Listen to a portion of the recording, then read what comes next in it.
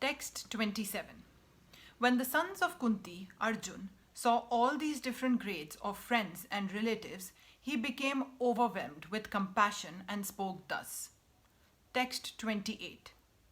Arjun said, "My dear Krishna, seeing my family and friends and relatives present before me in such a fighting spirit, I feel the limbs of my body quivering and my mouth drying up."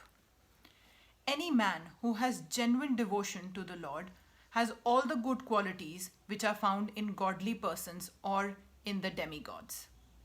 Whereas the non-devotee, however advanced he may be in material qualifications by education and culture, lacks in godly qualities.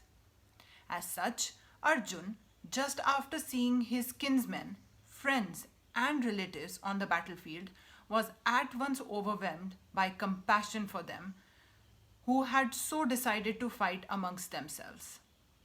As far as his soldiers were concerned, he was sympathetic from the beginning, but he felt compassion even for the soldiers of the opposite party, foreseeing their imminent death.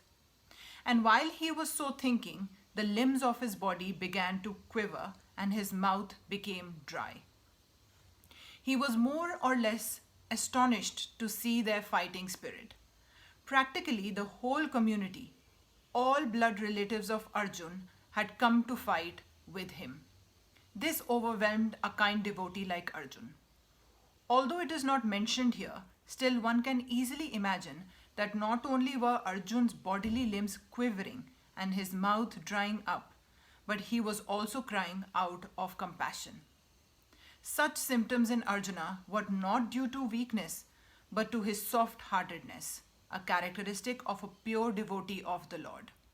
It is said, therefore, one who has unflinching devotion for the personality of Godhead has all the good qualities of the demigods. But one who is not a devotee of the Lord has only material qualifications that are of little value. This is because he is hovering on a mental plane and is certain to be attracted by the glaring material energy.